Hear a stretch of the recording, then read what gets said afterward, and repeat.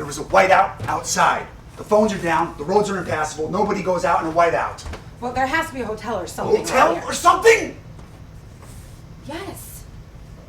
Jesus. Look, I see that I'm in your way. I plainly see that. I don't want to be in anybody's way. I'm really sorry that my car died. I don't know, maybe I shouldn't have driven it so hard. But I lost track of time. Lost track of time? You mean you lost track of days? I don't know. Well, you must have been driving for days or weeks or whatever. I don't know. You don't know? No. You just have no idea at all. I have no idea.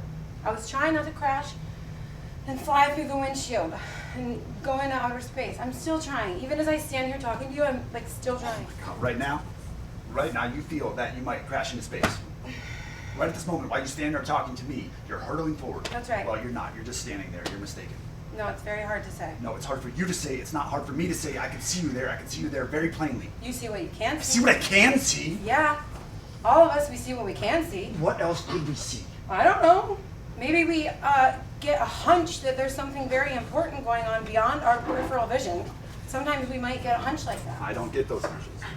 Well, you're lucky. No. My hunch is that something's going on.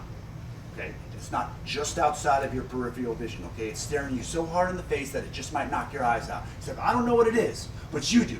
You know exactly what it is. So what is it? What? How come you're not getting married? Just tell me what happened. What do you mean? You know, what happened? You showed up here in a wedding gown. Okay, so I assume you were fairly close to getting married, you know, on the verge. So how'd you go from being on the verge to my doorstep? I had a problem with my feet. Your feet. My feet wouldn't move forward. I was in the back of the church and my feet wouldn't move. So they just wouldn't move forward. Like you had a cramp or something? No. Like I was frozen, like I was a frozen bird or something. Like an animal of flight, but I was encased in ice. And I could see things and hear things all around me, but still, it was like I was encased in ice. But what did you do? I mean, exactly what did you do?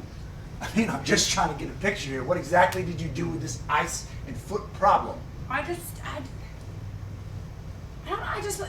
stood in the back of the church, looking at the back of his head, and I could see it because he was up the altar and he wears his hair really short and it's really soft back there.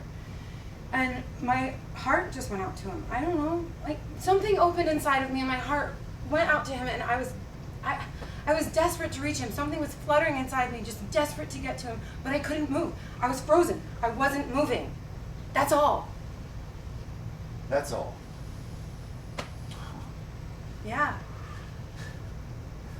Well, you must have moved, because you're here. Well, your heart can break, you know. It cracks and splits, and then all this warm fluid comes out, and then you can't move. You can't move, you can't speak, you can't think, because your veins are just filled with it. I just stood there looking at him, but I saw him differently. Differently than what?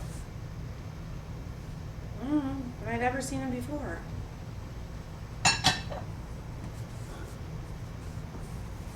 Well, how'd you see him? Disconnected, hovering, alone, lonely. I mean, like me, but he was asleep and I was awake. That was the difference. He was asleep. I felt like pain and loneliness, you know, life had put him to sleep forever, and so I just had to whisper, because if he woke up, he'd wake up screaming, like me. And then I just looked all around the church and I looked at all those people who are sound asleep, dead asleep, everyone, every single one of them asleep forever and ever, because if they wake up, they'll wake up screaming. Nobody wants to wake up here. Shh, this is a quiet place. Everybody's asleep. Everybody is asleep. Nobody wants to be awake in this life. Everybody just wants to get a little bit of rest. What are you doing? I was kissing your ears. Why? I don't know. I'm sorry. Are you okay? Yeah. I don't know why I kissed your ears. It just happened. That's okay.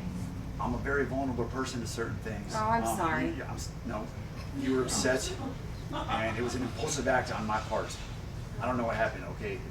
It happened before I was even aware. And listen, I was just sitting there close to you, next to you, and What's the matter? What is it? Well, first of all, what am I doing? Who am I? Who do I think I am? What do I think I'm doing? I mean... What are you talking about? Me, Jesus Christ. What are you doing? Taking a look at myself? Taking a good look. I don't need to look in the mirror to see you. I can see you. You know what I'm saying? Take a look at this person. What do you see? Well, You see an unsocialized person. That's what you see. You see someone who's lost certain elements of socialization. I'm not socialized anymore. really? Yeah, you Oh, no, are. I'm not. No, I'm not. Well, really you are, because you make Listen. me soup. A socialized person offers someone a Kleenex when they're upset. Do you want a Kleenex? No. I used your shirt. I'm not socialized either.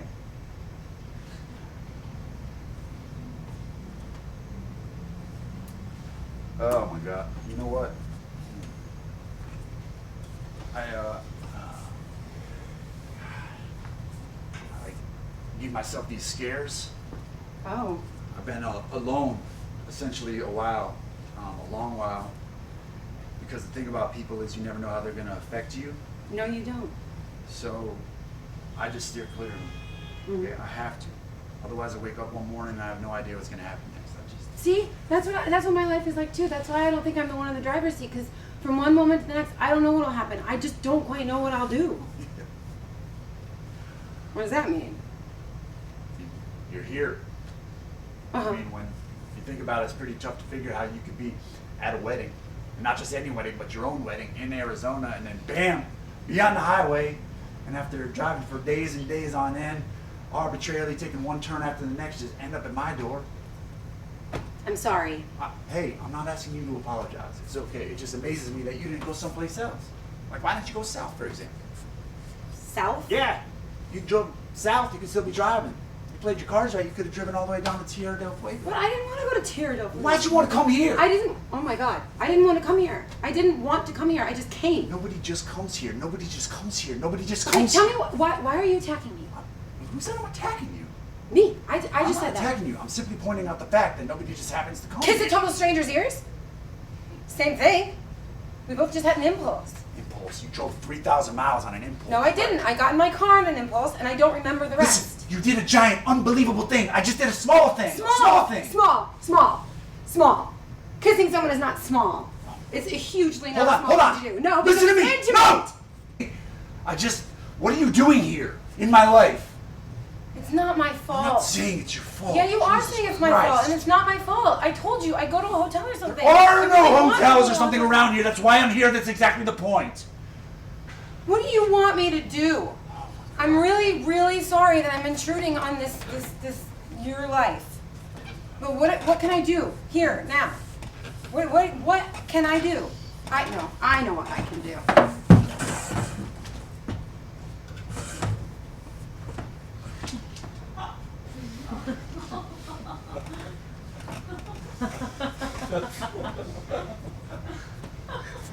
What are you doing?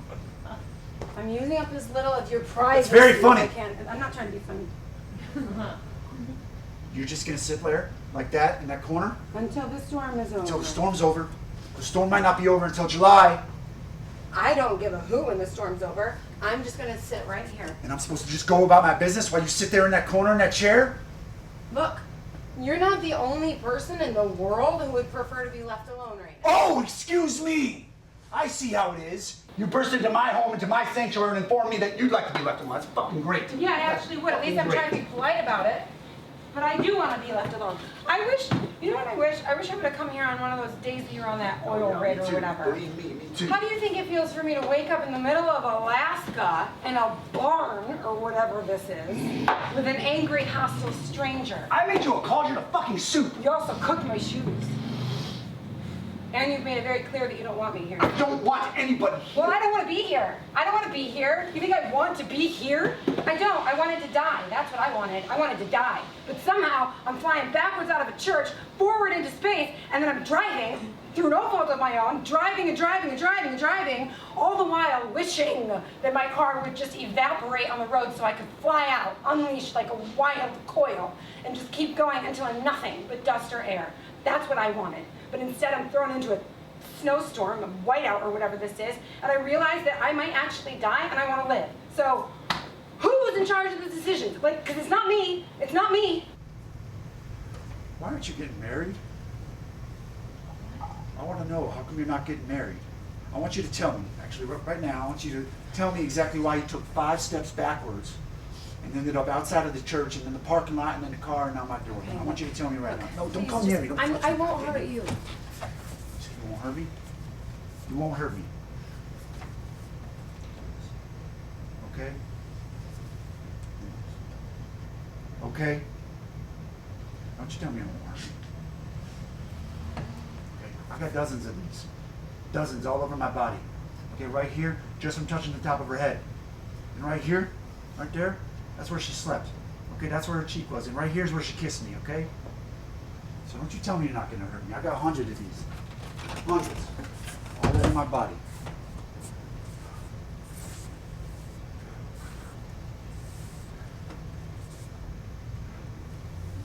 Do you ever think that one time, a long time ago, when you were a little child, you were visited by an extraterrestrial?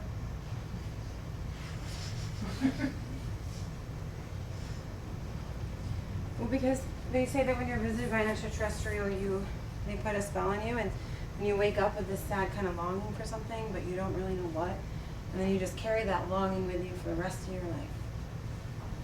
But then they say that if by chance, you get hypnotized, then under hypnosis you reveal the encounter, so when you wake up, it's no longer this sad longing, but now it's a real thing that you actually know about. And even if everybody thinks that you're crazy talking about your extraterrestrial encounter all the time, you don't care, because you know in your heart what it was that was locked up for so long, and you feel greatly relieved.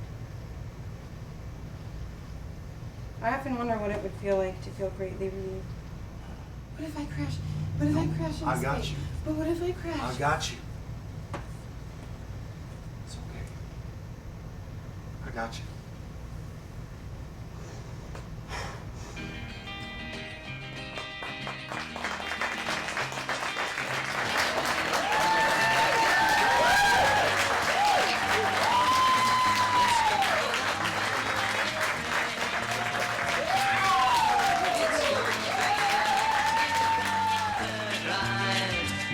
So little girl, now don't you run and hide.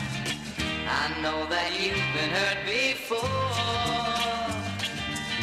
but don't you be afraid no more. Throw off the chains that bind and leave the